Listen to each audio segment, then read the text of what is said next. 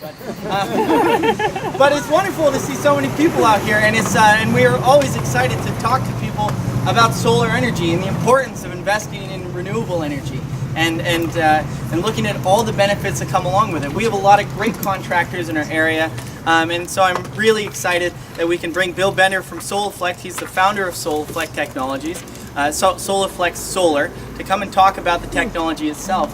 But just in case you haven't been to Green Drinks before, they happen on the third Thursday of every month. Usually they're at the Worthy Kitchen, somewhere between 4:30 and 6:30 at night. But if you'd like to keep in touch with us, you can like our Facebook page and follow us there. You can also sign up on our to receive our e-newsletters on our website. Also, would like to tell you that part of our program at Sustainable Woodstock is we have a carbon work study discussion series where we discuss the importance of managing our forest for carbon storage and sequestration. We look at all the different aspects of those things that go into it. And so we're having our 5th discussion series looking at our current use and use value appraisal program here in Vermont this Saturday at the Marsh-Billings Rockefeller National Historic Park at 1:30 to 3. So if you are interested, please join us. You don't need to have any expertise or knowledge. It's just a great event. Anyways, without further ado, I'm going to leave it to the man, Mr. Bill Bender himself, and thank you so much for coming. Thank you very much. Well, yeah, we appreciate you coming out. And so for those of you interested in solar, I'm curious, how many of you are interested for environmental reasons? And how many of you are interested for financial reasons? Okay, and any other reasons? Happily, they go hand. Yeah, usually that goes hand in hand. That's the interest of most people. So I'll give a little bit. How many are familiar with the Solaflect tracker? Have you ever seen the Solaflect tracker? Most. Okay, great. So I'll go and I'll be responsive to what you would like to hear, of course. But I'll talk a little bit about our background, a little bit about Solaflect, some about solar in general, and some of the I like to do a good news, bad news, good news kind of bookend a little bit about what we're doing, why we're doing, and the good things, the bad things, and the good things about what's happening in our world. Anything specific that you have that I should think about that you'd like me to cover while I'm talking about solar? Or just general? So a little bit of background. Solaflect's an 11-year-old company now. And myself personally, the founder of Solaflect, I actually grew up 30, 40, 45 minutes that way, I guess, in Rutland, and live 30 or 40 minutes that way now in Norwich. So I kind of have Woodstock bookended in my life.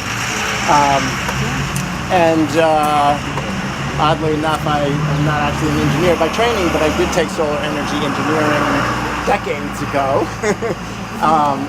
So it's been a long-term interest sort of my whole life, and that's where Solaflect started.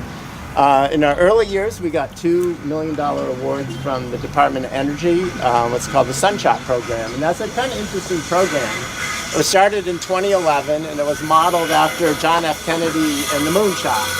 Some of us remember the moonshot in 1961. Kennedy said they were going to put a man on the moon by the end of the decade, and in '69 we went to the moon. So the DOE, trying to puff up their feathers in 2011, said, okay, we can do the same thing. So their goal, they said, okay, by the end of the decade, we want solar to be grid competitive without any subsidies. That was their goal they set in 2011. And they said, okay, how can we invest in innovative technologies to try to get there?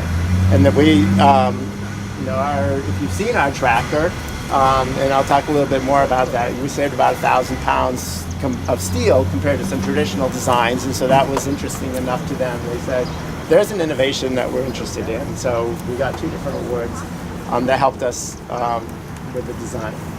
And we've been commercial now for 5 years. But what's interesting about the Sunshot Program is they set some goals out there, and they actually announced last fall that on the utility scale, they met the goal. So now, officially, solar is grid competitive, and in the Southwest U.S., it's actually many places, it's the cheapest form of electricity. If you need any more new generation, solar is the cheapest way to go. So that goal has really been met in fairly large parts of the U.S. It's not there residentially yet. It is with the incentives that we currently have in place. but remember, their goal was with no incentives, and they were still counting all the incentives the fossil fuels get. They get plenty of incentives that people don't like to talk about, oil depletion allowance, and go on and on. Even leaving all those incentives in place and taking away the solar incentives was their goal, so it was a pretty high bar. So we're not quite there residentially, but the costs have been coming down a lot. Even for us, our cost per kilowatt hour produced is down probably about 20% from when we started. Financially, it's about the same outcome, because the incentives have also been going down over those years, so the returns have been but it was pretty exciting to be part of that program, and as a result, we also met with a lot of the other Sunshot awardees over the years, so we've got pretty plugged in nationally to what's going on. So it's really exciting to be part of the solar community. There's just huge amounts of research going on, and absolutely solar is going to be the cheapest way to make electricity in the future, along with wind, which is already a cheap way to make electricity. The pipeline of innovation is still very full, and things are coming down the road all the time. So any questions on that so far? So yes. A little bit. I have a question. Yeah, please. How much less is it now to begin Solaflect at a residence than it was when you first started? So the net cost is about the same. Like I said, the incentives have come down some, and the biggest thing is you get more power now. So the efficiency of some of the modules we use have gone up.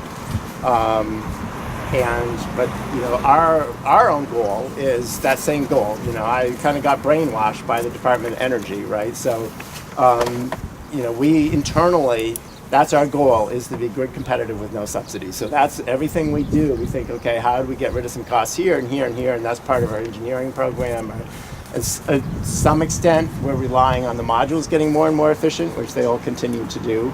But also in terms of our, a lot of our engineering historically has gone into just making a better and better machine and more reliable, but increasingly we're turning to the cost side. And some of that with just plain economies of scale as we've gotten larger. We're just getting to the point now where we actually are having negotiating power with more vendors than we used to have.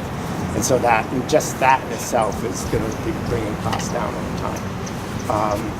But we're kind of riding the wave as the subsidies change. We'd love to go twice as fast, but it's hard. Technology development, but we're doing what we can. How's the cost of the panels these days with the governmental whatever The tariffs. Yeah. So we haven't been too affected with the tariffs yet. The good thing about a tracker is we get 40% more power from the same amount of energy, because we're actually pointing at the sun. Whenever the sun is, we point at it. So over the year, it gives you 40% energy, which means you have that many fewer modules, right? And the tariff is on the modules. So we don't need as many modules, so we're a little less impacted. We also pre-bought a bunch of modules when we heard about the tariff, and we have some that we have available from a distributor. We have some in the container coming in, and so we haven't been directly impacted with it. The overall impact, this is just another one of those things. Our retail price will probably stay about the same, and all these other little places where we're trying to save money can save enough to cover that tariff. In the residential installation, the modules are a relatively small portion. It used to be like most of the cost, but that's not true anymore. It's actually a lot of the cost is what's called soft cost now. It's just the permitting but it's also all the on-site labor and those kinds of things. We also are affected also by steel tariff though, and that's even probably more than the actual tariff is just the uncertainty. It was kind of funny. I actually got a quote from the steel supplier, and I called them up. I got this quote, and like a week later, I finally got around to calling them up, and it had been quite a bit higher than the previous year, and for just raw steel. And so I was like, "Can you explain to me what's going on with the, why is the quote higher?" And the tariff was announced the previous day. It's the tariff. The quote had been pre-tariff, but they still immediately start saying, "Oh yeah, the prices are going up because of the tariff."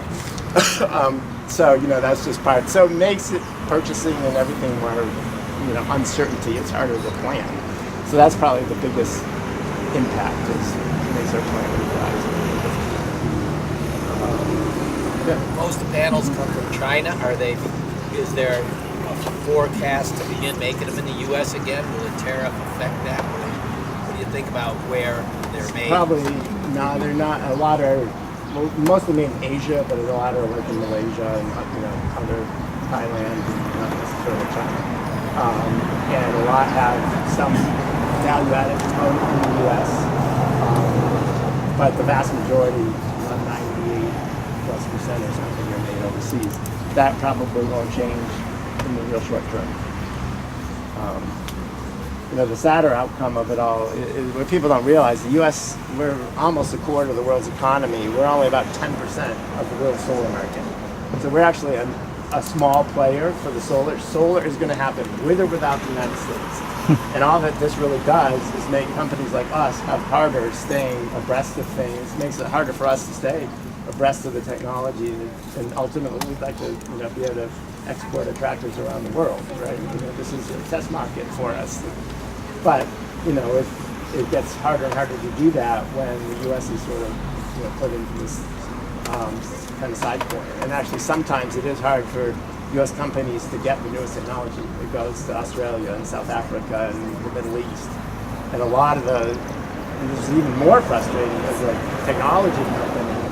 Is the really innovative technologies that we've seen, again, being part of this Sunshot and seeing some really exciting stuff come down the road. And we funded, like the U.S. government has funded a fair bit of the R&D, and private venture companies have funded a lot of the R&D. And when it comes time to build the manufacturing facility, it's like almost impossible to get the money in the United States. And a lot of these technologies, I've personally seen it, I actually know the entrepreneurs are going, the only place they can build the factories are either in the Middle East or in China. You just can't raise the money in the United States. I mean, it's crazy. So all these things just, kind of kill off our part of the clean energy industry, which is unfortunate, in my opinion. So a little bit about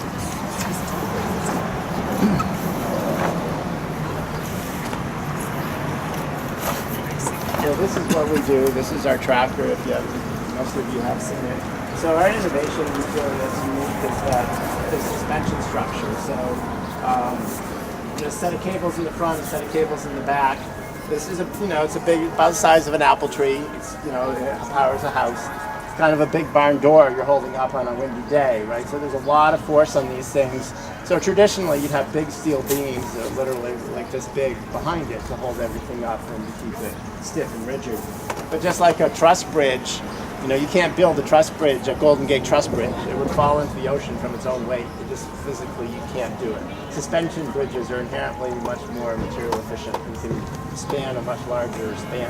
So it's the same kind of idea.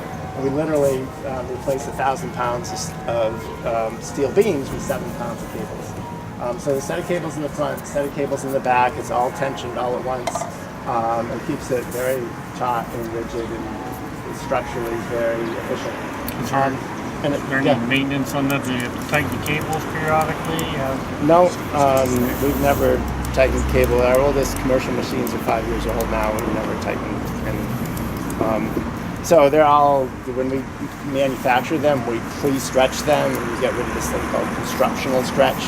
And once you do that, it's just like a spring. So anytime you stretch it, it just goes back to where it is.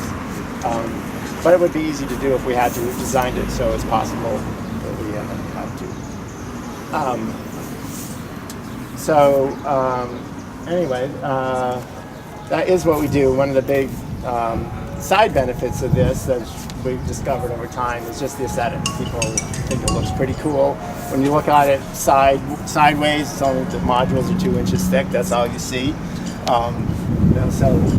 Different times a day, every time you look out. So having something move in the yard is not kind of this blob there. It's very interactive.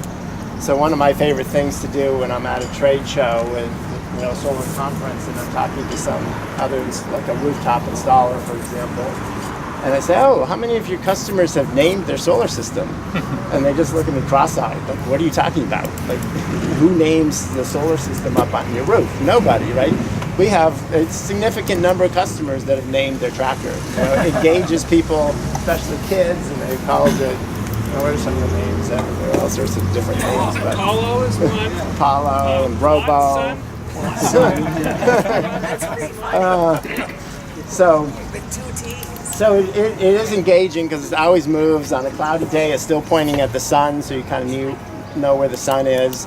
One of my favorite customers on that is a glaciologist who travels all over the world, outdoors on glaciers all the time, studying them.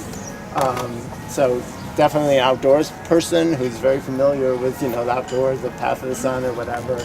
Despite decades of doing that, he said, I've learned more about the path of the sun from having my tracker in my yard than all those years of being out on top of glaciers. So that was kind of gratifying.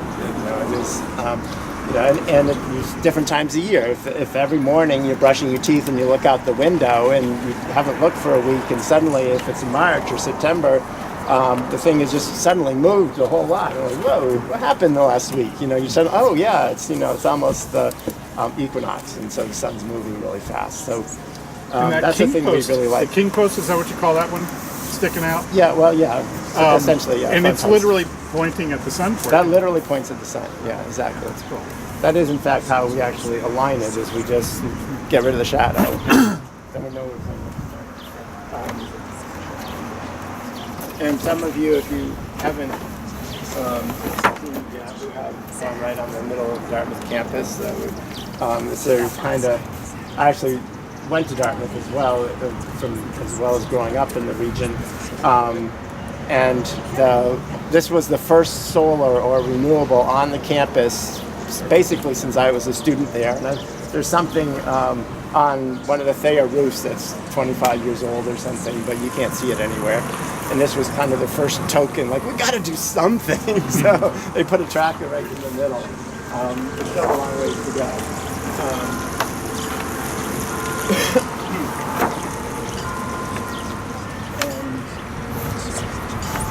And so Factor, powers most houses.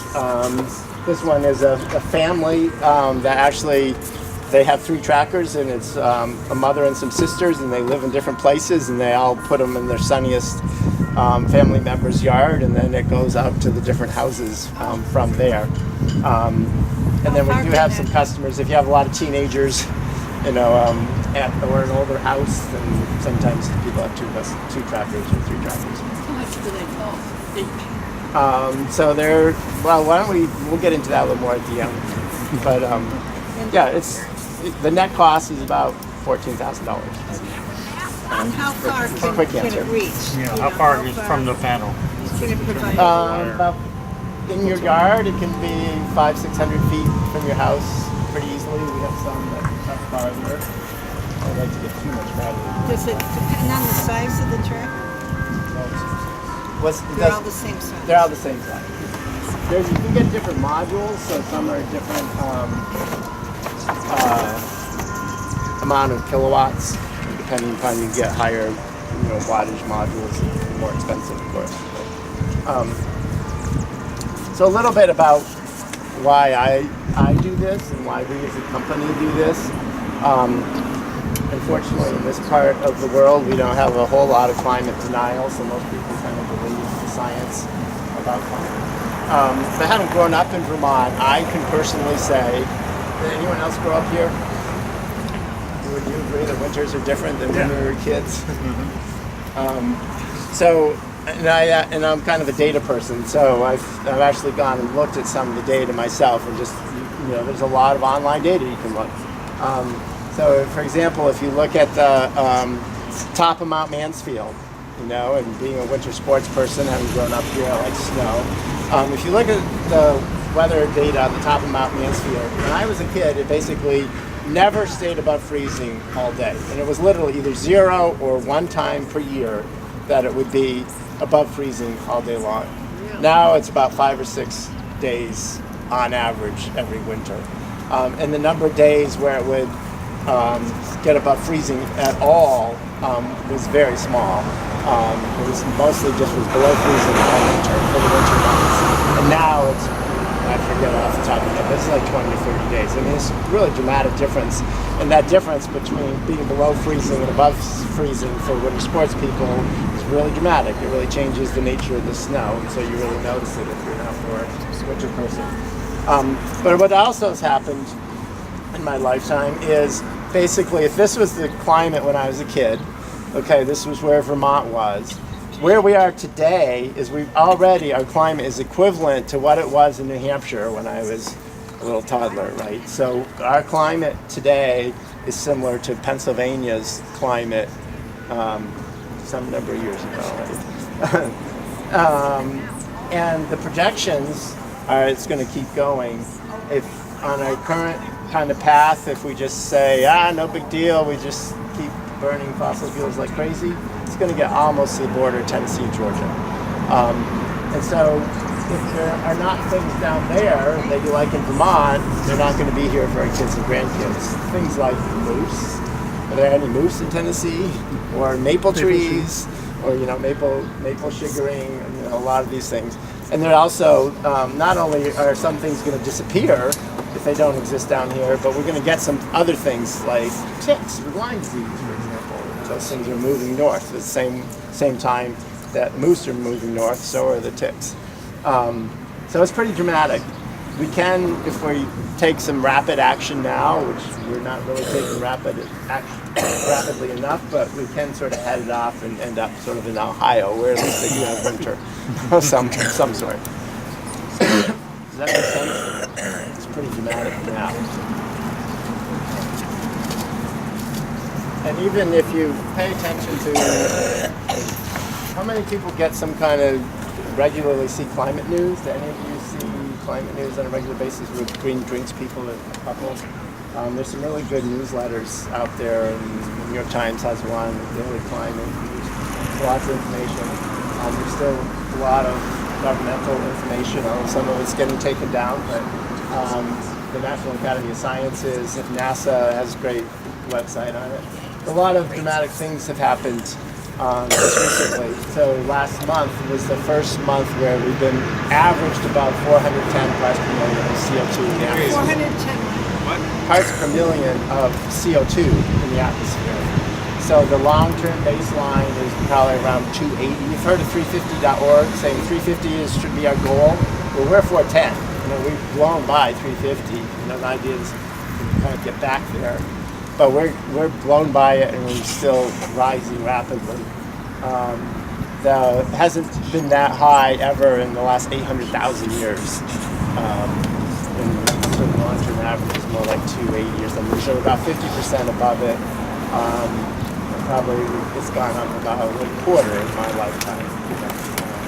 Still going up really dramatically. Another kind of frightening statistic is in the Arctic ice. I better look at my cheat sheet and I'll get these numbers right.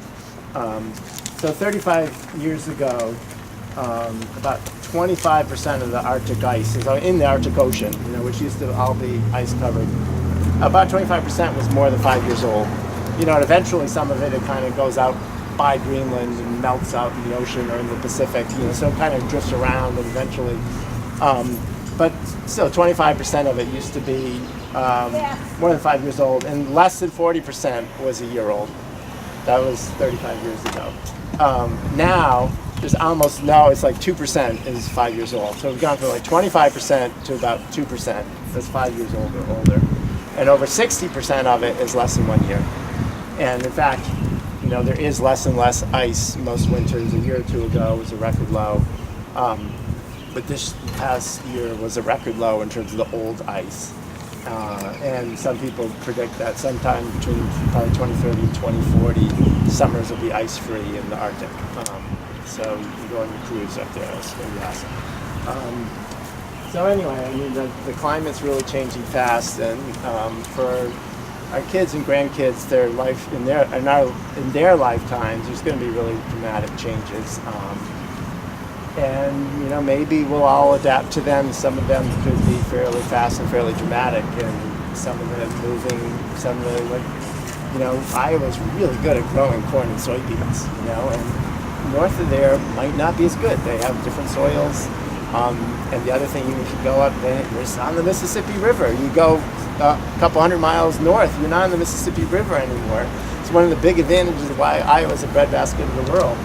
Right? I went to graduate school in Iowa, so a little bit of local knowledge there. But you know, it's on the river system, so everything can get barged out really inexpensively to anywhere in the world. It has really good soils and has exceptional climate for things like corn. It's right at the perfect temperature for corn. You get a couple degrees higher and the yields will plummet. And you go a little bit farther north, you're certainly going to get out of that transportation system. So if you had, and in terms of the soils, you know, I think it's hit or miss, but not all the soils further north are as good as the soils in Iowa. So you can't just presume it's all going to work out. The Arctic ice is causing water levels to increase along our coasts, and Yes. our cities along the coast are going to suffer from that. Yes, yeah, the sea level is rising for sure. The glaciers are melting. Probably one of the biggest, you know, impacts we're going to see earlier is when some of the mountain glaciers melt that provide water for, you know, on the billions of people. It's going to just be a huge, and even we've seen that a little bit in California, when you don't, a couple years ago when there's a big drought, the Sierra didn't get very much snow, and that, you know, that's what keeps Central Valley growing, is all that snowpack. And if you don't get that snowpack, there's going to be a problem. And there's, you know, that's the snowpack in the Andes and the Himalayas and all those kinds of places feed all the cities. By melting all summer, and if you lose some of those glaciers, there's going to be some major disruption to people. Like, okay, it's a major problem of how do you replace that with fresh water for a lot of people. So we're going to see a lot of water issues. We're already seeing.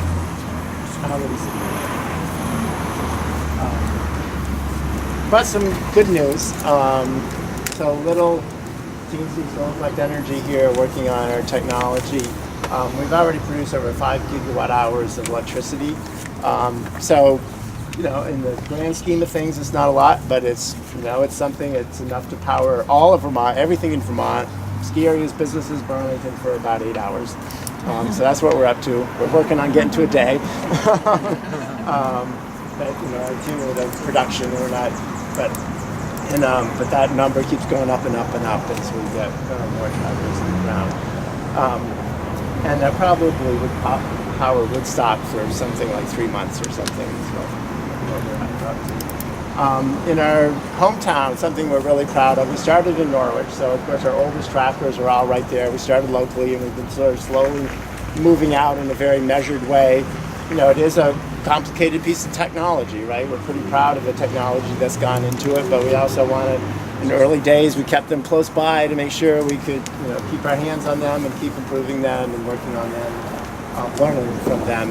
Now we're up into something like 800 tracker years of experience out there, so we have a lot of field experience now and going up, you know, more than a year a day. But in Norwich, it's really kind of unique in a couple ways. One, about 20% of all the households in Norwich have some kind of solar. So we're really proud of that. Quite sure Woodstock is way below that. You want to confirm? And then something that we're super proud of is that... Not for A lot of enthusiasm. Yeah, for lack of trying. And that Solaflect is about 50% of all solar in Norwich. Now, on a national basis for residential solar, ground-mounted systems, and where all our things are mounted on the ground, you can't stick this up on the steeple, too much wind up there. So it's all on the ground. Nationally, for residential solar, it's way under 1% of ground-mounted solar. Utility scale, there's a lot on the ground, but residentially, it's really rare. So in Norwich, it's half, and there's no place else in the country we know of that's anywhere close to that. So we're kind of excited by that. And it's because, you know, it's a pretty good value proposition. We think we have really good prices. You know, it's the whole, you know, one of the really good things of working with the DOE is that, great, you save 1,000 pounds of steel. And that's great, but what if it takes you twice as long to make? who cares, right? So they said, in that project, we had all these goals we had to meet. We wanted to keep getting money. You can only get the money if you get the goals. And some of the goals were a certain number of labor hours. How many labor hours does it take to build in the shop, and how many labor hours does it take to install? And they kind of went and canvassed on a national basis what would be a reasonable goal, and they set these goals for us. And at the time, it seemed, pretty onerous, and it was really hard, and we worked really hard on how do you get faster and faster at these things. But now we can build one in our shop really fast, and we can install it. Either we do a one-day install, or sometimes we do all the groundwork the first day, and then we just put it up the second day, which sometimes works better for our crews, but it's a 1 or 2 day install. That helps keep the price down. It's a very fast install. As much as possible, we put some of the, depending upon the location, but sometimes we can put the inverter and the meter and the breaker panel, all those things on the tractor in the shop. It's always cheaper to do it in the shop than in the field. So that's part of how we keep our costs down, and that's really how we think we got 50% market share in Norwich, is just having a good value proposition. And as people installed it, they liked working with us and passed the word, and so we're pretty proud of that. I have a question. Yes, please. Can a residential site cover all the electricity the residence needs to have? Yes, yeah. So our apple-sized tree tracker, like I said, will typically power a house. So either a retired couple, fairly energy efficient, larger house with a few kids, that works fine. If you have an older house with 3 teenagers in it who are just leaving everything on all the time, then you probably need 2. So it depends a lot on the, and then it depends, in the long run, or not the long run, the Vermont goal is to be 90% renewable by 2050. How do we get there? The only way to get there is to electrify more things. So the actual electricity use in Vermont is only 18% of our total energy use. So if you electrify everything, you're going to need several trackers, particularly around heat. A tracker, you can drive 25,000 miles or something on a tracker. If you have an electric car, it comes out equivalent to, what's our number, 76 cents a gallon or something? 68 cents a gallon. So if you buy a tracker and you drive with it, that's sort of, run your electric car for 20 years off it, it comes out to about equivalent to 68 cents a gallon, is sort of the equivalent price of what it costs to drive your electric car around. Electric cars, by the way, are great, so if you don't have one yet, think about it. So, it's a half a tracker, depending on how much you drive, half a tracker. Some people drive a lot of tracker, it powers your electric car. If you, and the big one is if you try to heat a house, then that's a lot of power. And for the, usually in Vermont, transportation's a big chunk and heating's a big chunk. And so heat pumps and things like that. That's hugely dependent on how efficient your house is, how well insulated it is. What's the price point of one of your tractors? So it's the net cost is around $15,000 depending on whether you finance it or not. That's after tax credit. So it's about $21,400, sort of the total installed cost. If you finance it, if there's a cash discount, if you pay cash, there's a 30% federal tax credit still. So that comes out to between $14,000 and $15,000 after the tax credit. From that, you're going to get, roughly, depending on how sunny it is and whatever, it pays off in about 10 years. And you end up with somewhere like a 5, 6, 7% rate of return. But that's tax-free rate of return, because you don't get income from it. You get a reduction in expenses. So you don't have to pay taxes when you reduce your expenses. Right, so if you took the same money in a bank account or a stock market, it's much more like a bond or a bank account too. It's pretty stable. The sun varies a little bit year to year, but it's pretty stable year to year for 20 years. Where stock market, can be all over the place, right? But you have to get on the order of 10% in a taxable rate of return to get a comparable thing. And the other piece is inflation protected. So it's tax-free, inflation-protected rate of return because you're paid in electricity. So electricity is almost perfectly correlated to inflation over the last 100 years. So unless there's some, nuclear fusion suddenly is free and cheap, so it's essentially an inflation-protected, tax-free rate of return on the order of 5 to 7%.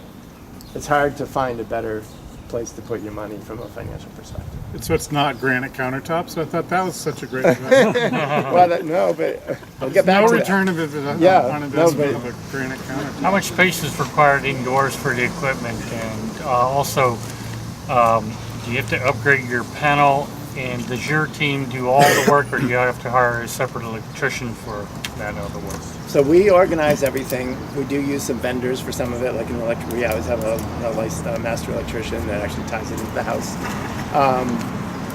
But we organize everything inside the house. There can be zero. There's 3 or 4 ways to tie into the electrical system. So one way is at your meter. There's another thing that came out of the Sunshot Program, actually, which was kind of cool. A company I knew as they were developing, because of this DOE program, making a thing called a connector, where you take your meter out and you plug this little collar in, and then you plug the meter back in, and in that little collar is a place to plug in your solar. So you can do it all outside the house. The main thing we need inside your house is the machines are internet connected. What about the inverter? Where's that? So that we typically mount on the tracker. But depending upon specifics, sometimes we can put it on a house or in a garage or in a basement, or it can be outside. And then the other way, it can just tie into your breaker panel. And if it has to be upgraded, then usually we'd use something like that connector, and then you don't have to upgrade your panel because it's kind of outside your panel. But the cost for the electricians is wrapped into that It's all, $14K? yeah, it's all a fixed cost. So How does that compare to the roof-mounted solar companies? well, like I said, in Norwich, I think we're very price competitive. So that's why we have half the market. You can definitely, if you have a perfect south-facing rooftop solar is great. The things that they won't tell you about is don't forget about if you have to replace your roof. It's going to cost you a boatload of money to take it off and put it back on, because that's a lot of the cost of rooftop solar is all the installation. And the average roof in the U.S. lasts 17 years. If you have a 10-year-old roof, but if you have a perfect south-facing roof, go for it. So the efficiency can you explain how the efficiency works because of how you track the sun compared to having it mounted directly on my roof? Yeah, so if you're... Okay, so south is over here somewhere. Somebody know exactly where south is? Yep, 106 degrees south. You got it, yeah. Okay, here's my rooftop facing south at 45 degrees. It's sort of the optimal way to mount it here in Vermont. Okay, how's the sun doing on that right now? Not too good. It's actually shining on the back. Right? Is there any sun on there? Yeah. So the sun is hitting the back. So that's, so that in the midsummer, that tends to happen about 5 o'clock. So the sun rises north of east and sets north of west. So it literally is shining on the back of your house, and you're at zero for the first 2 hours, the last 2 hours of the day. Tracker starts vertical in the northeast all day long. It moves west, and as it moves west, it goes back. The solar moon is the middle of the summer. It's up about here, and then it keeps going, and it's right here now until sunset. It'll be here, and then amazingly, we have a number of retired customers who have time for this. I started to imagine still having kids in the house. But we literally have customers on a night like this. They'll go out and take their lemonade or their tea or whatever other beverages they like, and go watch, because right at sunset, the tracker then goes like this and gets ready for the sunrise. It's fun in some of our fields where there's 45 of them all doing that at once. We literally have customers that are, let's go watch the tracker. But a night like today, what a great thing to do, right? I had a question. Yeah. What's your view of the battery bank backup for storage in this versus when you fall short just getting from the grid? Yeah, so virtually all, almost all in the country and in Vermont is what's called net metering. So the grid is basically the battery, and it comes the back support. Batteries, most people know about batteries because of Tesla, because they've talked a lot about it. It's definitely coming in a big way, and is going to have dramatic impacts in the next 5-10 years. We've been doing more and more, trying to stay abreast of it. For most people today, it's still expensive and doesn't make economic sense. Right. But we're starting probably sometime this year we'll have some kind of battery offering. But over the next year or two, the prices have come down in batteries. That's almost half from 2 years ago. It's still going to keep coming down. So it's going to get more and more effective. For a power outage, it would be a handy thing. Yes. Yeah, and you can do it now. GMP has a pretty good program where they, pretty successfully can get batteries high at them. But they sort of keep control of it all. I guess depending on the size of a battery bank, would you need an extra unit just to keep feeding the batteries? No, because it just levelizes your consumption. So over time, the batteries, right now it's not really the thing that batteries are good for, and why someone like GMP is doing this. It's kind of clever how they're trying to take over this, because the battery can actually provide a lot of grid services. And so grid services are things like, we don't think we have a 60 hertz AC system, right? Well, there are utilities pay someone, like if we're at 59 point, and it's a pretty small band, 59.7 or something, you need to do something to help us raise it back up to 60. Or if it's 60.2, you need to do something to take some power out and get that down. So those are frequency regulation services. And then like in real rural Vermont, where at the end of the line, you have the same thing with voltage regulation. If someone suddenly turns on a whole bunch of stuff at the end of the line, the voltage will sag. You have to turn on a couple of electric motors. And they're supposed to be within certain bands or requirements. So batteries can really help with that. It's starting to be in very few places, not in Vermont yet, but some places are starting to price that. And over time, as you get allowed to sell those services, in a sense, it's going to make the batteries more and more valuable. So right now, like in Vermont, GMP can do that. That's why they'll give it to you relatively cheaply, because they can keep all those services. But anyone else can't monetize that yet. There's no way to get GMP to pay for that. And then there's just grid peak shaving, taking the tops of the grid out. There's that sunniest hot day in the middle of July or August. By the way, it's usually about 4 or 5 or 6 or 6:30 is the peak of the grid in July or August. You can look on the neat cool data and see that. How's that rooftop doing providing the grid right now, our peak? So the utilities care about the peak. That's what they have to build an extra, plant just for that peak, right? Right now, that rooftop solar is doing 0 for the peak.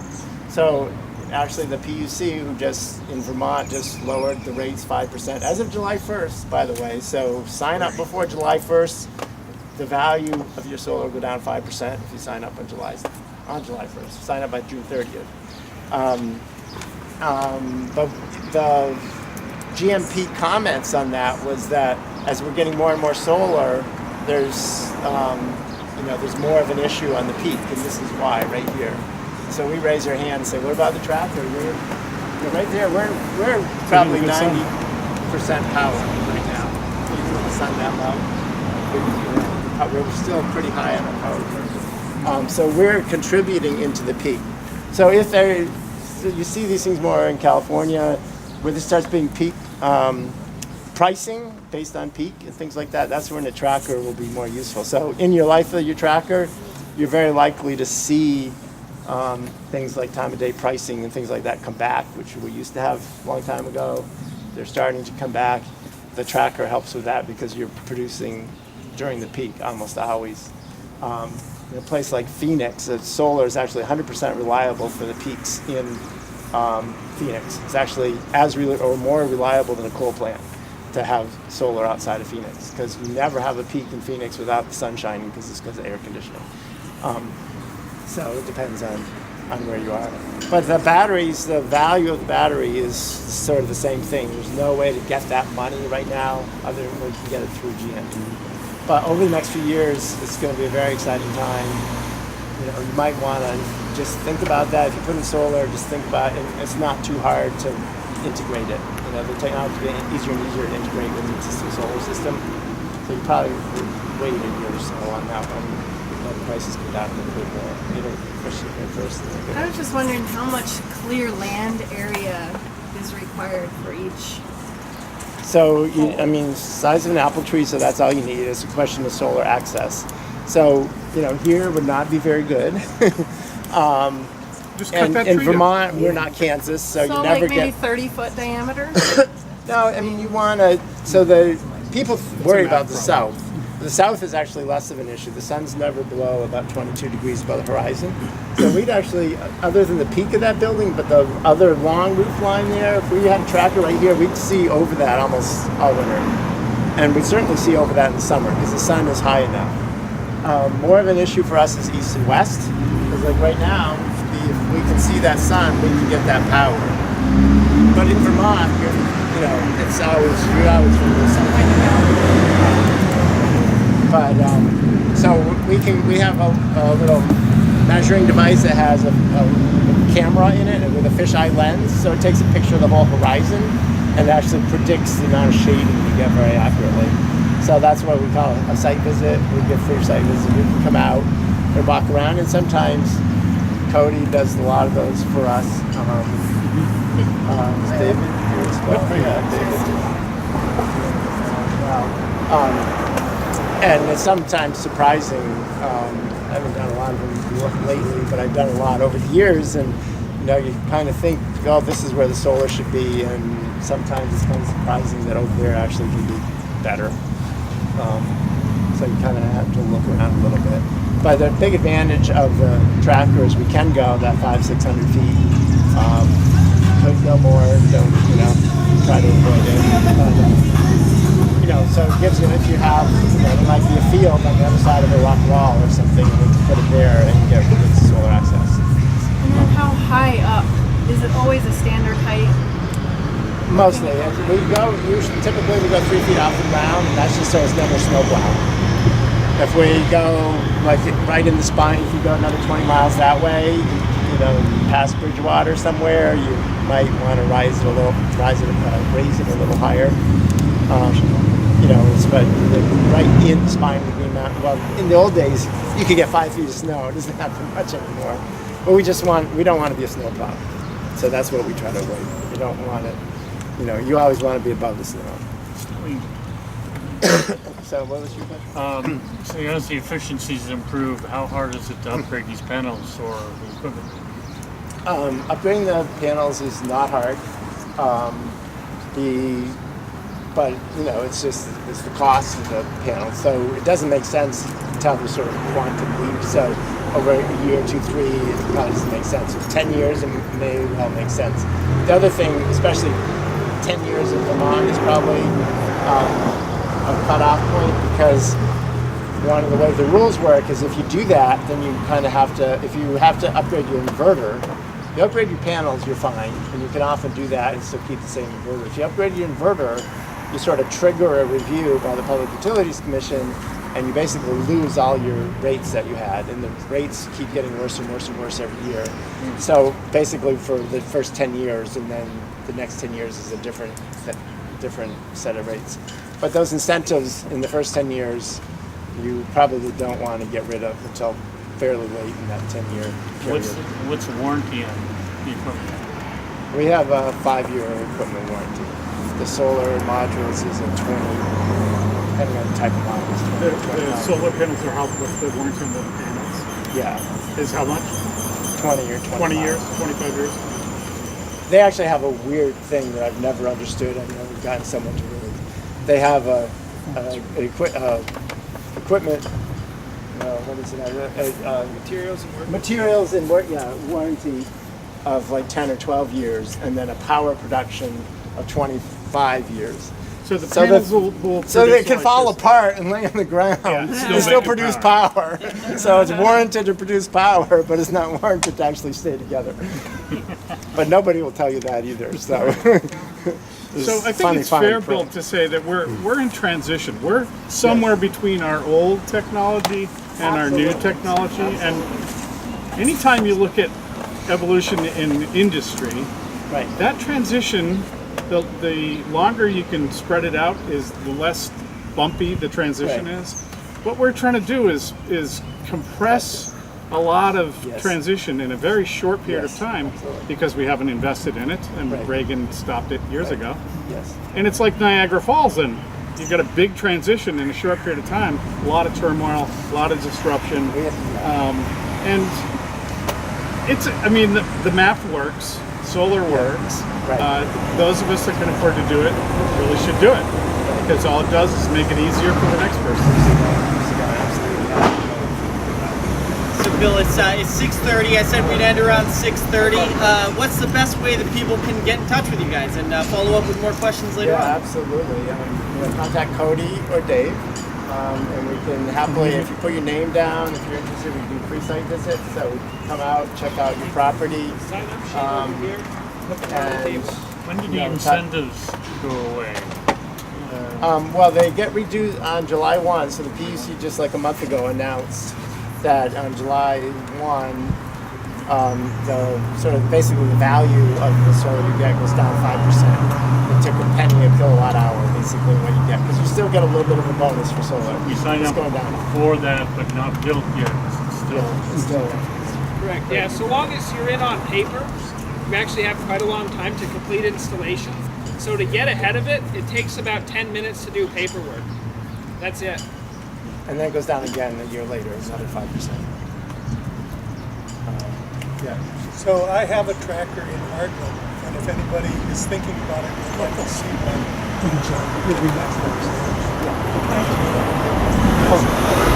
Sun's almost done. Woodstock, right across the backside of that's just Schoolhouse Road. And, the house is under construction, but the tractor's been working since December 31st. And I want to say the crew came out and they did yeoman's work getting it ready by the end of the year. But anyways, if anyone sees anyone walking around or not, just walk up and take a look at it. And also want to mention Justin is our local contact person as well. He lives in Barnard, so you guys can get in touch with Justin, and he's got business cards there too. So. Well, thank you, Bill, so much for coming out today. I appreciate it. And thanks for the cookies. Thanks for so many people coming. It's really great to see some turnout and spread the word about solar, please. Absolutely. Yeah, it's great.